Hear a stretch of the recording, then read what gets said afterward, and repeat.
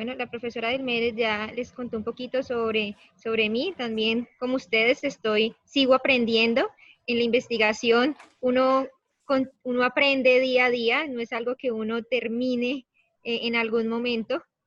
Entonces, bueno, vamos a hablar un poco sobre las herramientas de análisis cualitativo asistidos por la computadora.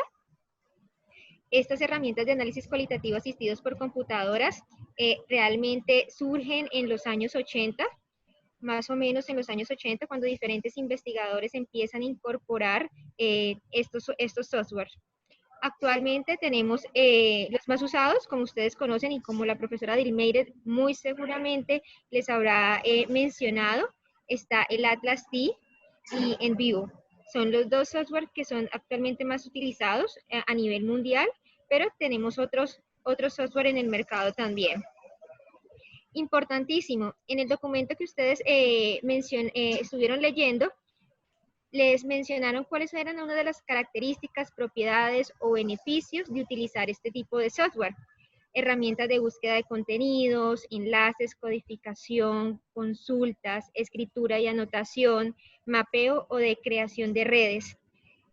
Esto fue escrito en el 2009. Actualmente, los softwares de análisis cualitativo tienen otras herramientas que son muy útiles para nosotros los investigadores.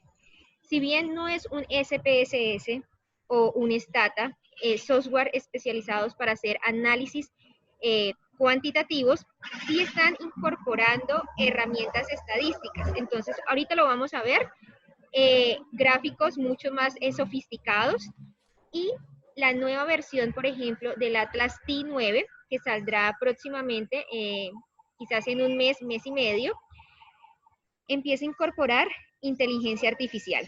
Entonces vemos cómo también los software han venido evolucionando con el objetivo de brindarnos mejores herramientas a los investigadores cualitativos.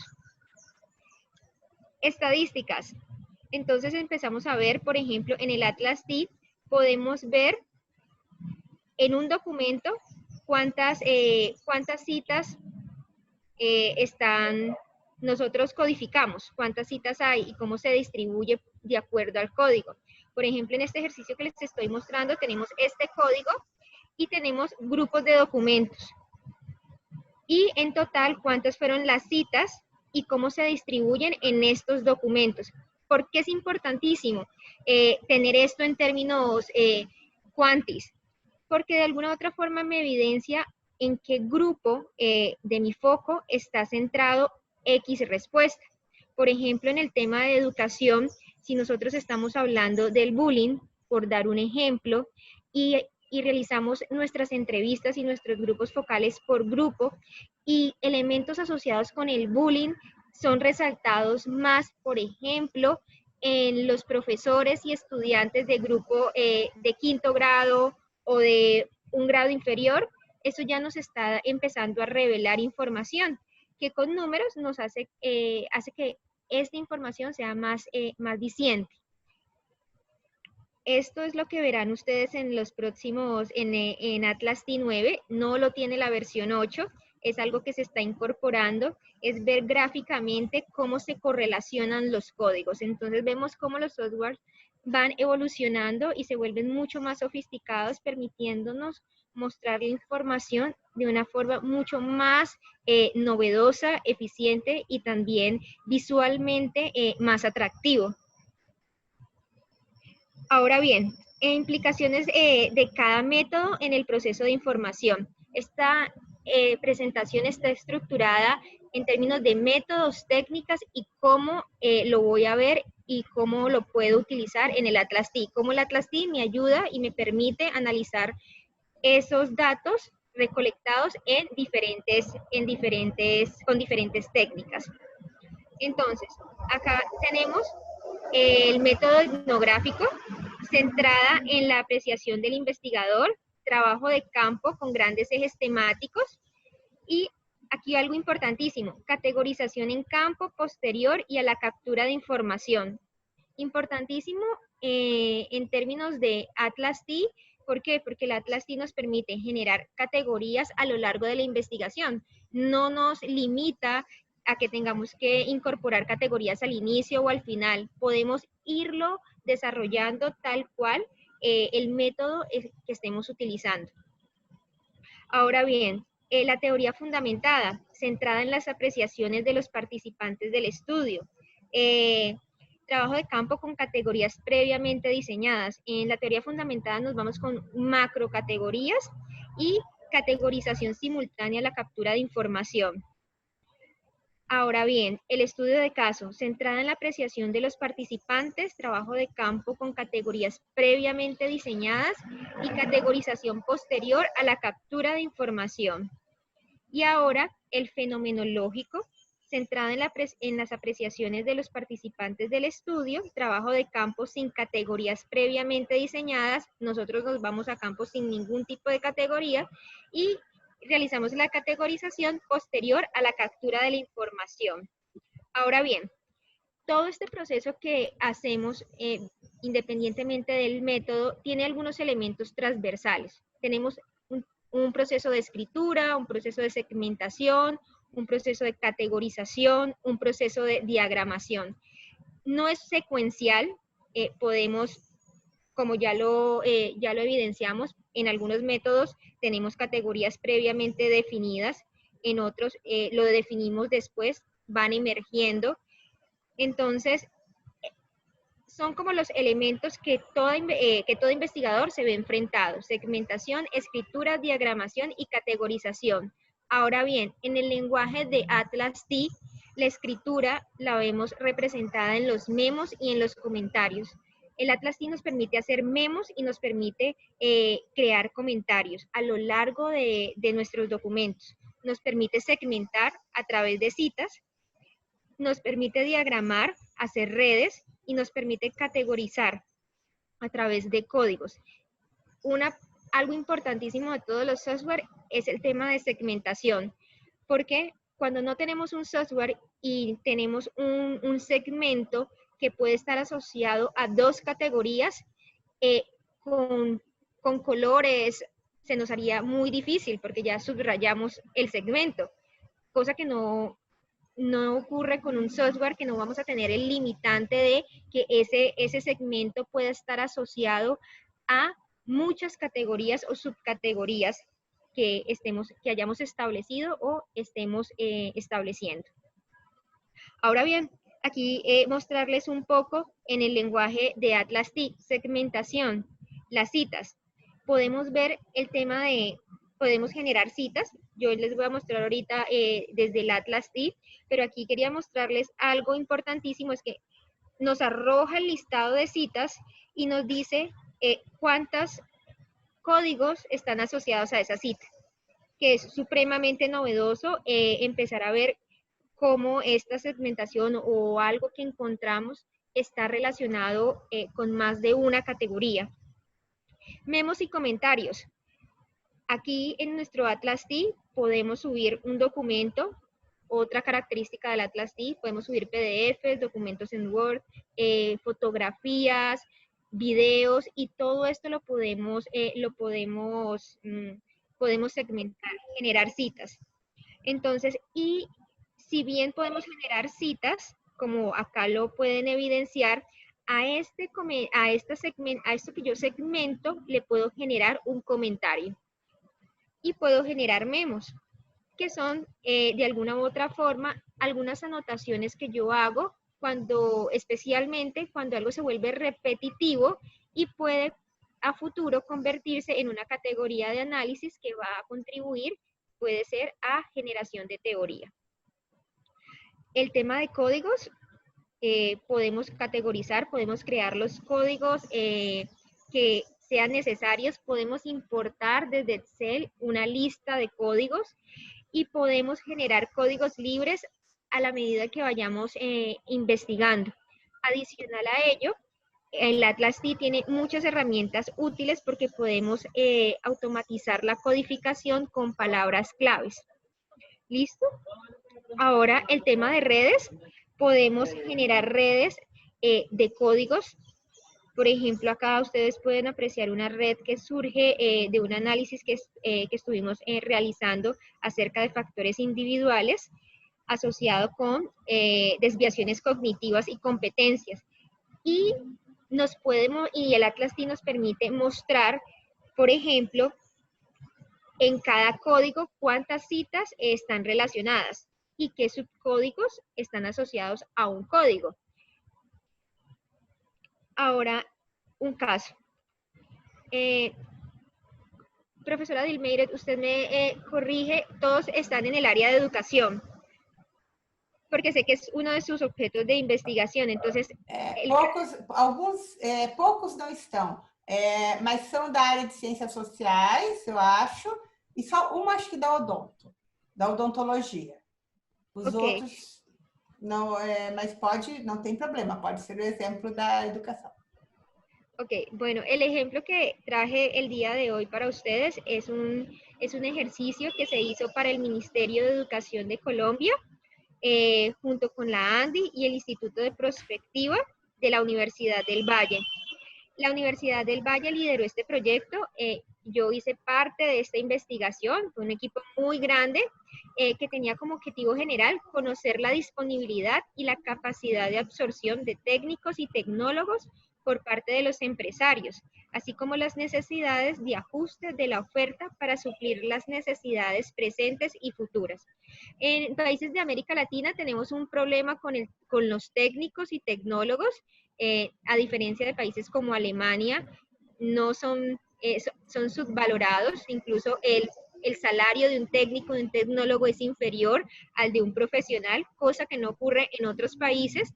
Entonces, aquí el gobierno nacional intentó realizar una investigación en torno a ello y adicional a eso, pues también mirar si las empresas requerían otro tipo de formación en términos técnicos, de técnicos y tecnólogos. Entonces tenemos como objetivos específicos identificar los actores claves asociados al fomento de la vinculación al mercado laboral, caracterizar las percepciones de los actores claves cerca de la utilidad de la formación técnica, identificar las normas formales e informales o prácticas existentes en las empresas, identificar los esquemas que reflejan la manera como las empresas, sectores o gremios asignan a sus estructuras de recursos. Y bueno, esto es en términos generales el objetivo y los objetivos específicos de esta investigación, y vemos cómo a partir de pues, una teoría, que es la teoría propuesta por el profesor Solarte, quien desarrolla 3 conceptos básicos para analizar las estructuras, esquemas interpretativos, normas y distribución, se sale al campo. Es decir, tenemos este problema, adoptamos una teoría, a partir de esa teoría identificamos nuestras categorías de análisis, como lo pueden apreciar acá en el cuadro, y a su vez las subcategorías. A partir de esas categorías y subcategorías se generan los instrumentos, las entrevistas semiestructuradas y los instrumentos para los grupos focales. Y a partir de la aplicación, pues empezamos a encontrar resultados. Se realizan entrevistas en la ciudad de Bogotá, Cali, Medellín, Barranquilla, Cartagena y también grupos focales en cada una de estas ciudades. Y aquí lo que quiero compartirles son algunos de los hallazgos. Entonces, por ejemplo, encontramos hallazgos asociados al ajuste de la oferta y la demanda. Entonces, ¿qué se concluye a partir de los datos? Que es necesario la creación de un marco nacional de cualificaciones que describa los diferentes perfiles y competencias de los técnicos y tecnólogos que sean pertinentes y de conocimiento previo a la contratación de los mismos en los diferentes sectores empresariales. ¿Por qué se concluye esto? Porque continuamente se encuentra, como podemos apreciar acá, en esta cita de uno de los entrevistados, que en Europa y en muchos países de Europa existe un marco nacional de cualificaciones, y el marco lo que nos permite es identificar perfiles de lo que se requiere, o sea, el sector productivo identifica los perfiles que yo quiero y el marco lo que hace es cualificar los perfiles. Entonces, de alguna u otra forma, los actores nos empiezan a dar información que nos permite, que de manera cuantitativa sería imposible de capturar, solamente a través de el aula podríamos conocer estas problemáticas, estos requerimientos, estas necesidades, estas lógicas que ocurren en este caso. Por ejemplo, también le traigo esta otra asociada con las puertas de entrada de técnicos y tecnólogos. Los factores de éxito para la empleabilidad de técnicos y tecnólogos en el país están asociadas principalmente a los costos. En todas las regiones se evidencia que se prefiere contratar muchas veces a un técnico en reemplazo de un profesional universitario. Culturalmente, a esto se les asocia un menor sueldo y una capacidad de sustituir perfectamente las funciones de una persona con un nivel de educación universitaria. Entonces, ¿qué nos dice la gente? Sé que algunas empresas prefieren contratar tecnólogos que profesionales, como ingenieros, con respecto al pago, ya que es un poco menos que un ingeniero. Entonces, aquí ya hay una connotación un poco fuerte de que es un poco menos que un ingeniero. Pero de alguna u otra forma también las empresas lo terminan contratando porque le puedo pagar menos. Pero realmente entraríamos a discutir un técnico y un profesional universitario, podría compararlos. Como el sueldo es mucho menor que el de un profesional, pues de lógica la empresa utiliza un poco más el técnico como tal. ¿Por qué? Porque el técnico le puede exigir lo mismo que a un ingeniero. Y bueno, esta es la presentación que les quería mostrar. Ahora voy a mostrarles un poco este mismo ejercicio en el Atlas TI. Entonces, voy a compartirles el Atlas. Você vai compartilhar o 9 ou o 8? Sí, esto es solamente un par de entrevistas procesadas de la investigación que les mostré hace un momento. Pero quiero mostrarles, profesora Dilmeret, ¿ellos han visto el Atlas? Não, não, por isso você está dando para eles a visão inicial. E a partir da aula de hoje, né, a próxima aula é que nós vamos começar daí aprender a usar o Atlas. E justamente eu queria, era exatamente isso que você está fazendo, que você desse essa visão geral para eles do software e das possibilidades. Perfeito. É que você os deixasse motivados a aprender o Atlas TI. Y análisis de datos. Vale, entonces, esta es la interfaz del Atlas TI. El core del Atlas TI es esta parte, el explorador del proyecto y nuestros administradores. Es nuestra interfaz inicial. Siempre que nos perdamos, vamos a inicio y estaremos en esta parte. Importantes, documentos. En este explorador del proyecto nos muestra un resumen de todo lo que tenemos. Entonces, tenemos documentos, 13 documentos, tenemos 87 códigos. En esta investigación se seleccionaron 87 códigos. No tenemos memos, tenemos 39 redes. No tenemos grupos de documentos, tenemos grupos de códigos, no tenemos grupos de memos, redes y transcripciones de multimedia. Entonces, aquí, cuando vamos acá, ya podemos ver literalmente todos nuestros documentos. Importante y útil del Atlas TI. Imagínense que ustedes quieran segmentar o clasificar sus documentos por género, es decir, hombre o mujer.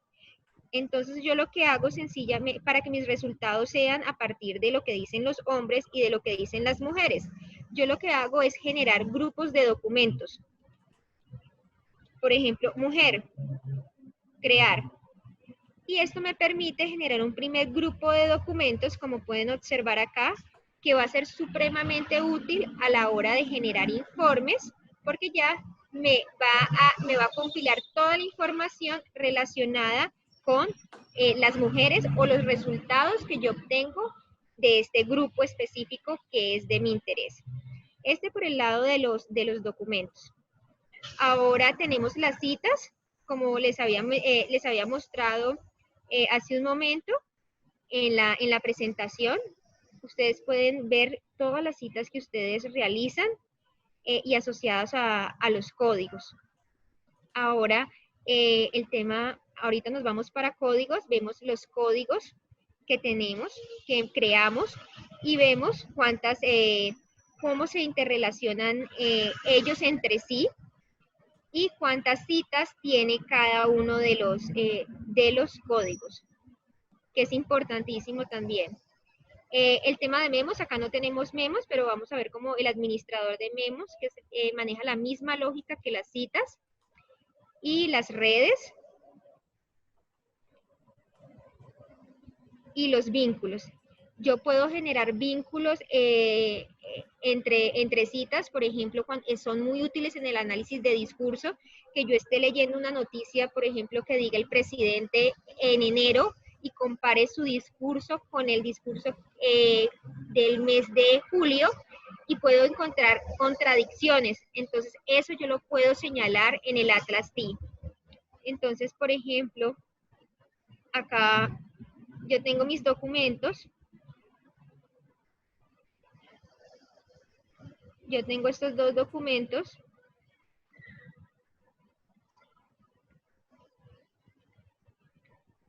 Voy a abrir otro.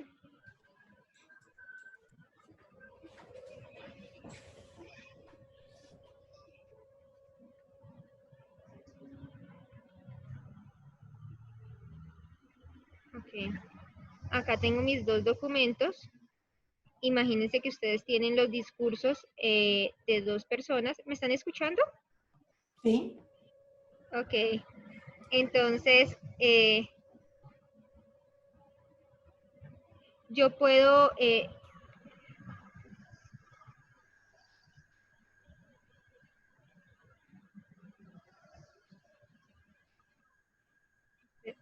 no me va a funcionar. Un momento.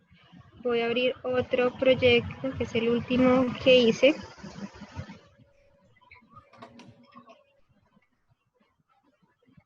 Tengo mis documentos.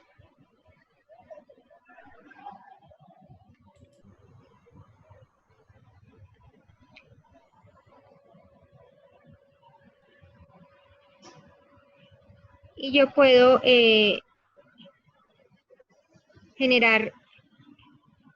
puedo articular lo que está en un documento y en otro.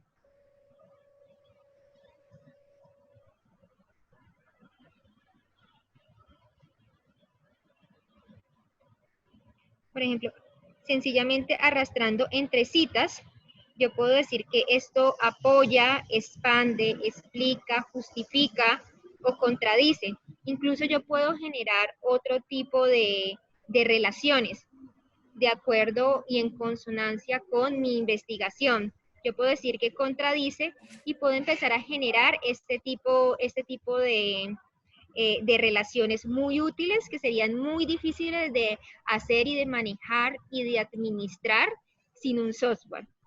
Ahora quiero mostrarles también aquí el tema, las redes. Ya terminé con los vínculos. Quiero mostrarles un par de redes. Acá estamos, vamos a ver. Esta ya es una red que ya tengo guardada, muy amigable el Atlas T. Esta es una red de códigos. Yo lo ajusto a la ventana, puedo ponerle colores si quiero, puedo mirar. Aquí yo quisiera saber cuántas citas hay en cada uno de ellos. Entonces yo lo que hago con el Atlas T es que me ponga comentarios. Por ejemplo, acá me pone la descripción de lo que son las desviaciones cognitivas y mostrar las frecuencias. Entonces, puedo jugar con el Atlas es muy amigable y también muy diciente. Nos permite mostrar, puedo jugar con los diseños, dependiendo de lo que quiera y cómo quiera mostrar nuestra información. Entonces, otra de las utilidades del Atlas T, cuando les mostraba hace un momento en la presentación, de generar este tipo de gráficos. Y bueno, un sinnúmero de herramientas que tenemos y que podemos utilizar con Atlas T. Podemos importar como les mencioné hace un momento, los códigos. Los códigos los podemos crear directamente en el software o podemos importarlos desde Excel. ¿qué más podemos importar? Si ustedes tienen algún gestor de referencias de su preferencia, yo utilizo Zotero, muy útil. Yo puedo importar toda mi librería y puedo empezar a hacer todo un análisis de marco teórico con Atlas T, a partir de todos los documentos que yo tenga guardados en mis bibliotecas de referencias, como Zotero. Y el Atlas T me va a permitir organizarlos por autor, por años, de acuerdo como a mis preferencias. Puedo importar también encuestas, que es muy útil. Reitero, no me va a hacer regresiones lineales ni nada de eso, pero sí me permite empezar a articular encuestas donde tengan preguntas abiertas y cerradas, con el objetivo de que esas preguntas abiertas yo las pueda procesar aquí a través del Atlas. Importantísimo, si ustedes envían una encuesta por Google donde tienen preguntas abiertas y cerradas, todos esos insumos pueden ser importados aquí desde el Atlas T. Y bueno, un sinnúmero de características, propiedades, beneficios que pueden ustedes encontrar utilizando un software como Atlas T. Atlas T, entre los software que hay en el mercado, es uno de los más amigables. Por eso es uno de los más usados. Su interfaz es muy amigable y si ustedes pueden comparar, se parece a Word, es decir, como la misma estructura, la misma interfaz. Y aquí cierro, profesora Dilmeir, e todos. Obrigada, Jaqueline.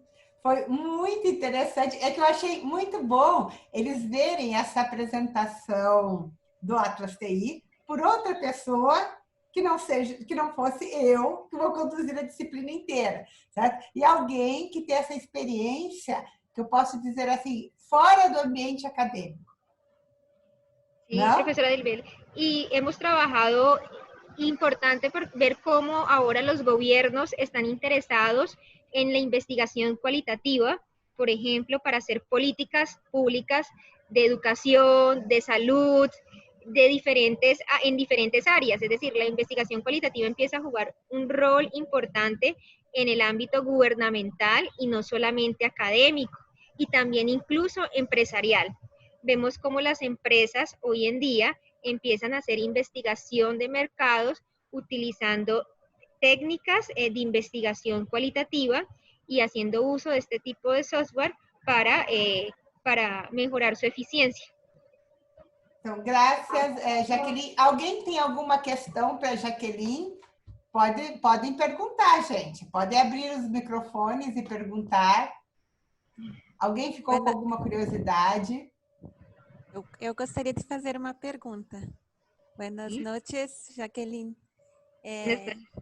Meu nome é Marceli e eu fiquei muito curiosa para saber como foi a sua trajetória até a criação da sua empresa. O que te levou para esse caminho? Bueno, ok. La empresa, como mencionó la profesora Dilmeire, es una empresa especializada en investigación cualitativa, ¿de acuerdo?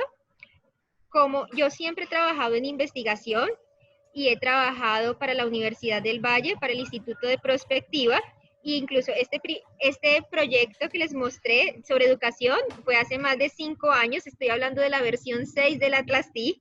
Desde ahí empecé a trabajar investigación cualitativa y también he venido trabajando con el gobierno en diferentes áreas.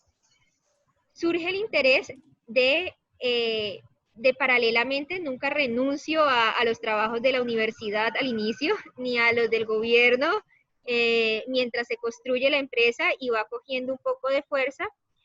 Y esos contactos que tenemos, que uno va haciendo en la investigación, trabajando con todos ellos, empiezan a generar ciertas redes.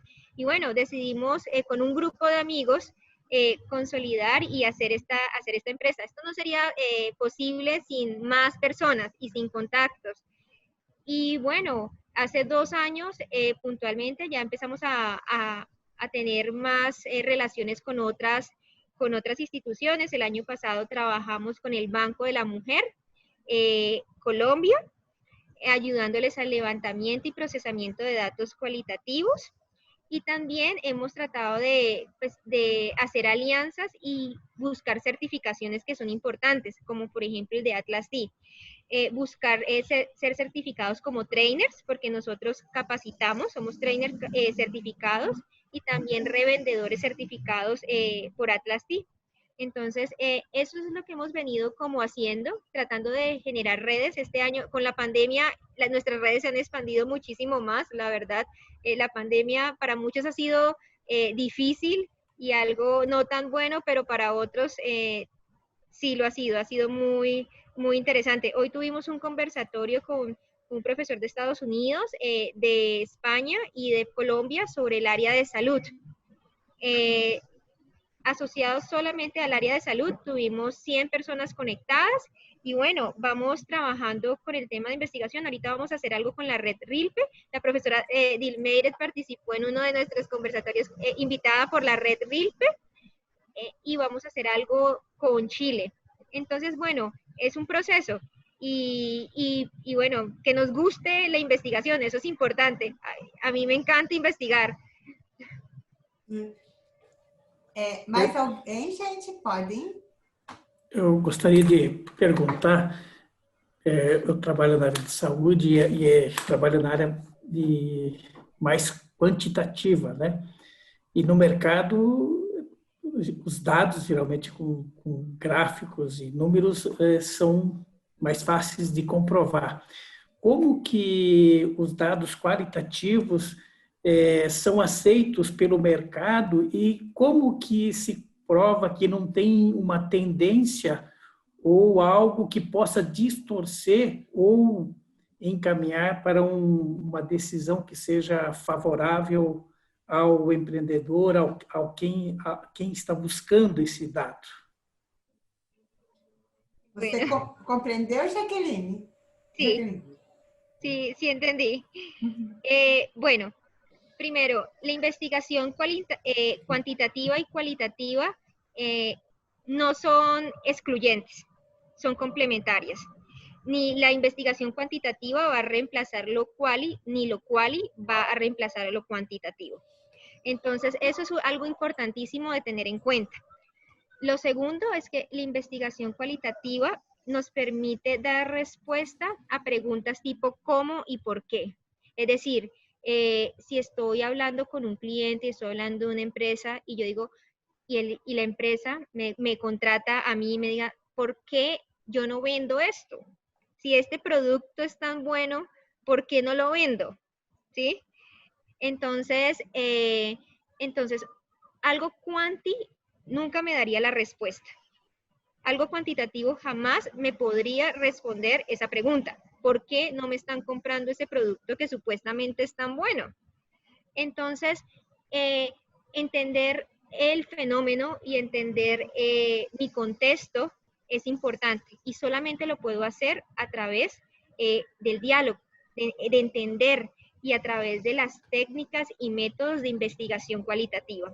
Entonces, eso es importante como aclarar cuando yo estoy en una conversación con alguien que quizás duda de la investigación cualitativa, de decirles, primero, son dos cosas distintas.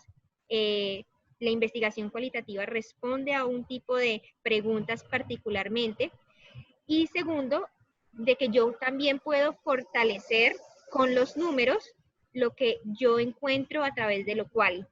Entonces, hay muchas investigaciones actualmente que primero hacen cualitativo, ¿cierto?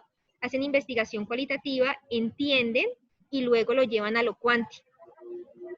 Incluso, muchas de las teorías que nosotros utilizamos para hacer regresiones, para correr un modelo, están basadas en teorías que han sido resultados de procesos de investigación cualitativa, sino que no lo dimensionamos, o sea, no realmente no somos conscientes de que cuando estamos corriendo un modelo econométrico, por ejemplo, asociado con los determinantes del logro académico de los estudiantes, y estamos mirando que una de nuestras variables importantes es el capital social, y el capital social no lo investigan los quanti. O sea, ¿dónde surge el concepto de capital social? Es decir, y todos los aportes relacionados con capital social surgen desde la sociología y también un poco de la antropología. Entonces, vemos cómo hay una articulación, ¿de acuerdo? No sé si ya logro responder un poco la pregunta.